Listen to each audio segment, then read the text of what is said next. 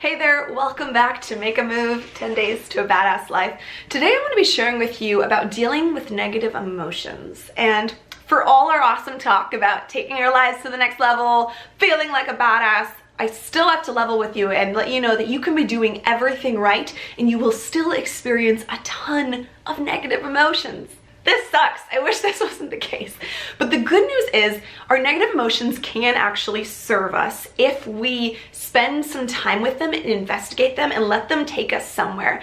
And so don't be scared of feeling bad. Like, a lot of times that negative emotion can feel so overwhelming, and we make it even worse by feeling guilty that we feel bad, or we catastrophize the situation even more and we're like, oh my god, I haven't gotten anywhere. I thought I'd taken my life to the next level, but look, I'm still dealing with this feeling of disappointment or humiliation or anxiety or apathy or whatever it is. So as negative emotion comes up in your life, and it will come up, like, just be okay with that. Don't judge it, and don't judge yourself for feeling that emotion. I think a lot of times, since we're learning how our thoughts create our feelings, it's very easy to just want to change the thought and get a different feeling right away. So you might be like, oh, I feel depressed. Okay, what's the thought that caused it? Oh my god, okay, it's this. I'm gonna change the thought and I'm gonna now feel happy.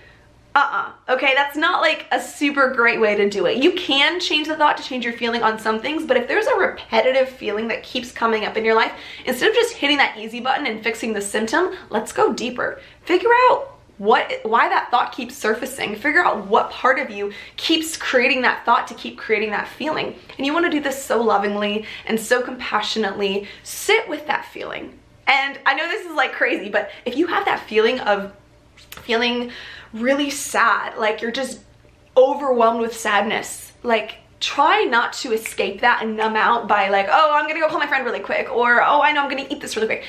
Try to sit with that feeling for a little bit, 5 minutes, and see if you can feel the feeling of sadness. And this isn't pleasant, I'm not gonna pretend it is, but it is very enlightening and it can be very healing. So when you sit with it and just kind of breathe through it and lean into it, and you can just be like, I'm feeling sadness. This sucks. I don't want to feel this way. I'm just sad right now. And you name the feeling. And by naming it and observing it and watching it and kind of describing it to yourself as you're feeling it, you're creating some distance where it's not overwhelming you anymore. You're not up to your eyeballs in the sadness. You have some distance and you're watching the sadness without judgment and with a lot of compassion. And doing this allows it to lose some of its power over you. And you find, at least I found, just a few minutes of that and it's not as intense, and I've kind of dissolved some of the power of that sadness. And it's okay. You can just accept, this is how I feel right now. This is scary. I was hoping I wouldn't feel this way today. This sucks, but this is how I feel. And remember that you don't have to be scared of feeling anything. You can handle feeling any emotion on the emotional spectrum. You can handle all of it. So the feeling of anxiety or the feeling of fear, you can sit with that. Feelings are vibrations in our bodies. If we really get simple with them, that's what they are.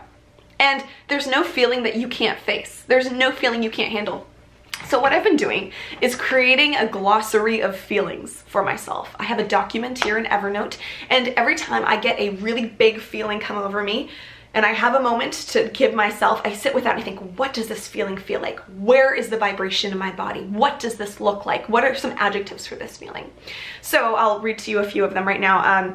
Sadness feels like a gushing in my high upper chest. It's a high-pitched frequency. It's like a violin. It's pressure behind my eyes, and it's like crying.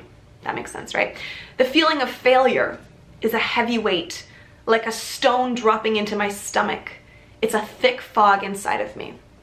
The feeling of anxiety is screeching, it's fluttery, it's invasive, it's red alarm bells in my throat. And the list goes on, and I plan to add that. The more negative emotions I experience, I plan to add to that, because by just having these descriptive terms, I know I can handle that. Anxiety sucks, but you know what? I can handle feeling screechy and invaded and fluttery inside of me for a few minutes. I can handle this vibration. It's okay. So provide some space and separation between that vibration you're experiencing versus getting lost in the story and making it even worse for yourself and just completely catastrophizing that feeling, right? A lot of us do that, and we react from that feeling, and we yell or we lash out or we make really bad decisions in those moments. Instead, get some space and sit with your feelings.